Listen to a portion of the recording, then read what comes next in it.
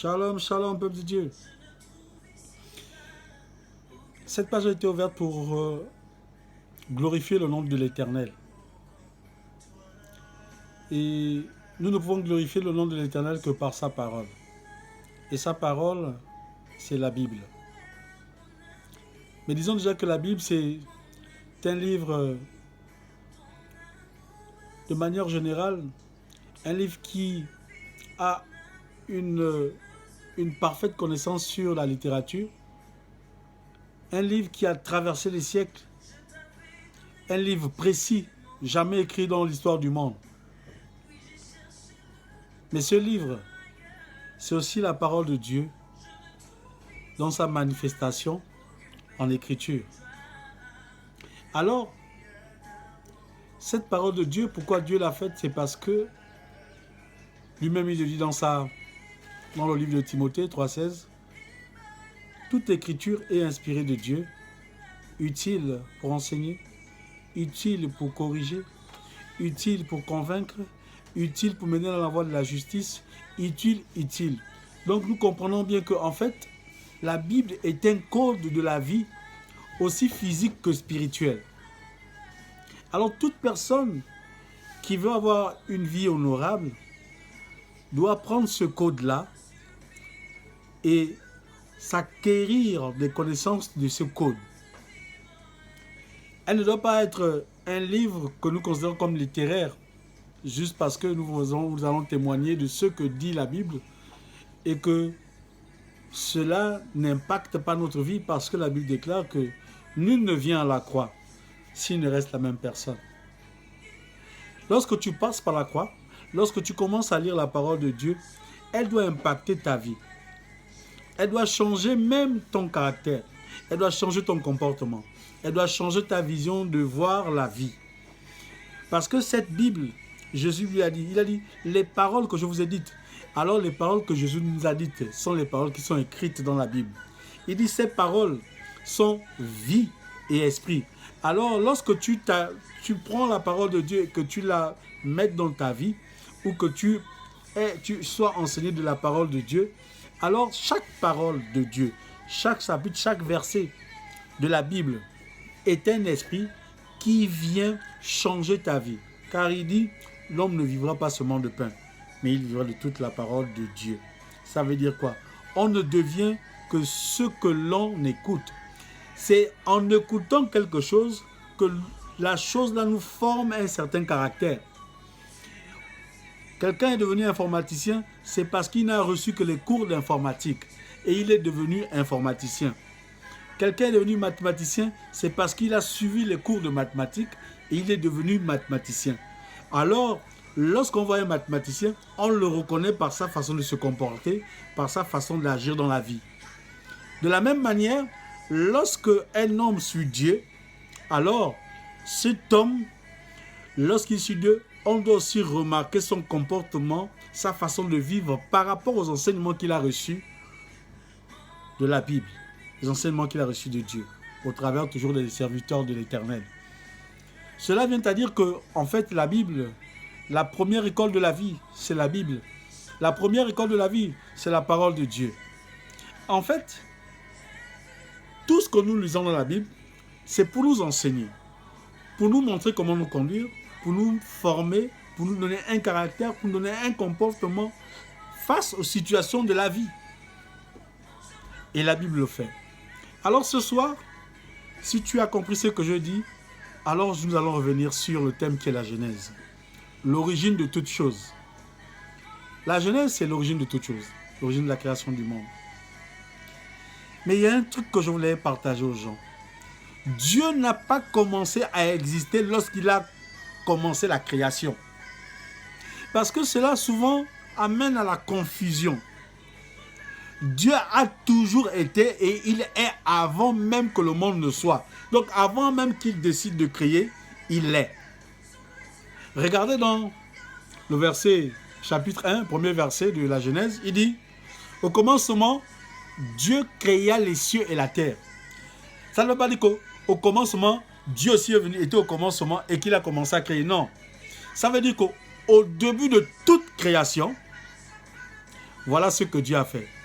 Les premières choses que Dieu a créées, donc au début de la création, Dieu a créé les cieux et la terre. Amen. Mais cela encore a amené certaines personnes dans un équilibre qui n'était pas totalement bien.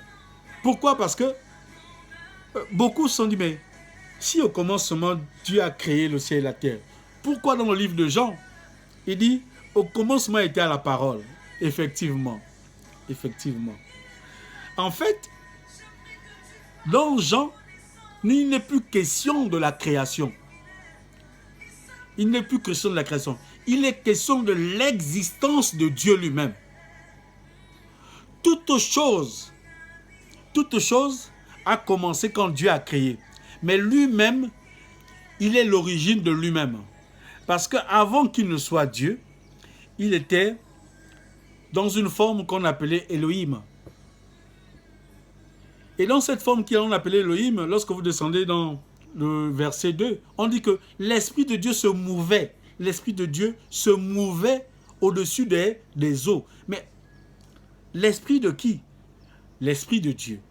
On a aussi l'impression que lorsqu'on parle de l'Esprit de Dieu, on a l'impression qu'il y a l'Esprit et il y a Dieu.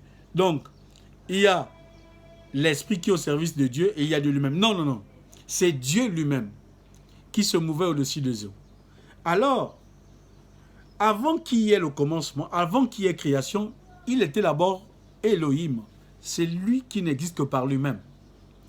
Alors, la question est de savoir, mais qu'est-ce qui a poussé Dieu pour vouloir créer la terre et les cieux et toutes ces choses qui existent maintenant? Il y avait un but. Il n'existait que par lui-même. Alors, il s'est dit, bon, avec tout ce que j'avais comme attribut, il est mieux que je crée quelque chose qui va m'adorer. Donc, lorsqu'il a décidé de créer toute chose, c'était pour l'adorer. Il a dit, je vais créer toute chose pour que les choses que je crée m'adorent. C'est pourquoi il dit, je suis un Dieu jaloux. Je ne partage pas ma gloire avec qui que ce soit. Si vous commencez à adorer les idoles, vous commencez à adorer les autres choses, ça veut dire que vous me rendez jaloux.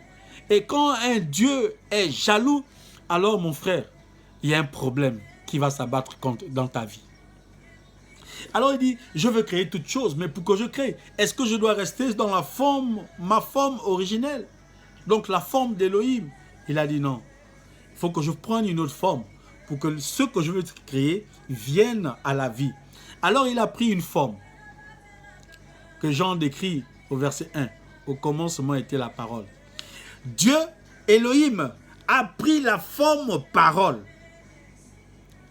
Il a pris la forme parole. Bien-aimé, les choses de Dieu, les pensées de Dieu, la conception de Dieu dans les mots que nous employons en tant qu'humains ne sont pas pareils que Dieu le pense. C'est pourquoi il dit, mes pensées, ma façon de voir les choses ne sont pas pareilles que les hommes. Parce qu'il dit que ma compréhension, les hommes prennent ça pour une folie. Il dit alors, il a pris une forme qu'on a appelée la parole. Il dit, lorsqu'il était dans cette parole, alors il avait la possibilité.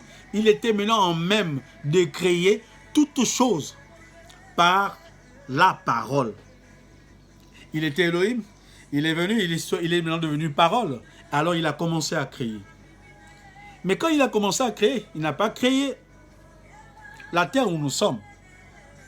Lorsque vous allez remarquer dans le verset qui suit, il dit, la terre était informe et vide. La terre n'avait pas de forme. La terre n'avait rien. Mais en plus qu'elle n'avait aucune forme, elle était vide. Vide. De toute existence, elle était vide. Le seul truc, c'est que les cieux qu'il a créés, effectivement, lorsqu'il créa les cieux, mais derrière ces cieux, il a amené à l'existence les esprits. Les cieux dont il est question, c'est le royaume de Dieu. Les cieux dont il est question, c'est l'univers céleste de Dieu. Et là-bas, lorsqu'il a créé, il a aussi créé les êtres qui ont commencé à l'adorer, qu'on appelle les chérubins, et qui n'ont jamais cessé d'adorer Dieu.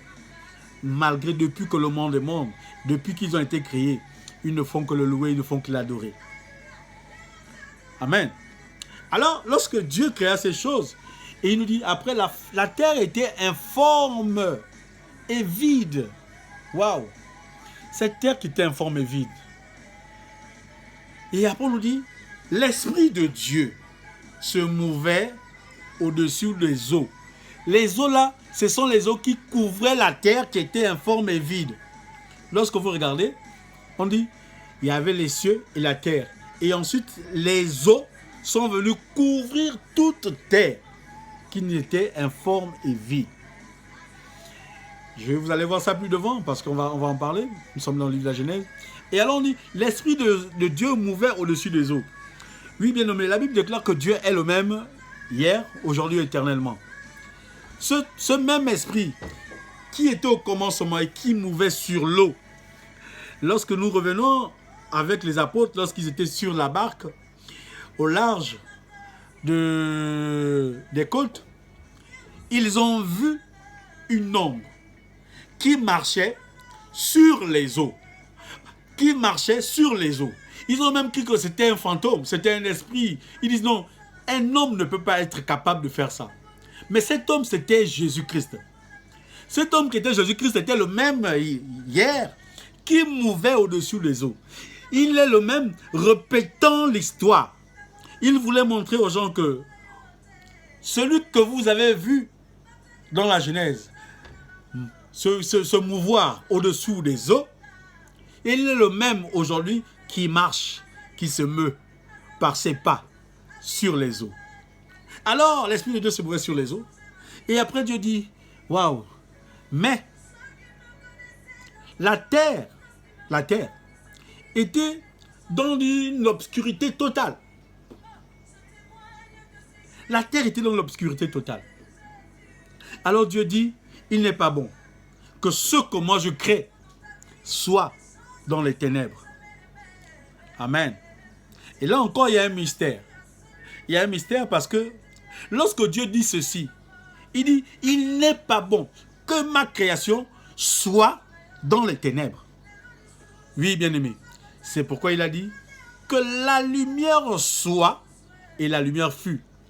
Dans d'autres versions de la Bible, vous allez voir, il est dit, Dieu dit que la lumière commence à briller. Et après, il dit, la lumière se met à briller. Amen. Pourquoi j'apporte cette précision? Parce que la Bible, on nous enseigne que Jésus est la lumière du monde. Alors, la définition ou la lecture de la parole qui cadre mieux pour définir qui est la lumière, c'est celle, la deuxième que je viens de vous donner, où il est dit que la lumière commence à briller et la lumière se met à briller. Et alors, quand vous regardez cette phrase, il n'est plus question de quelque chose qui apparaît comme ça. Il est question de quelque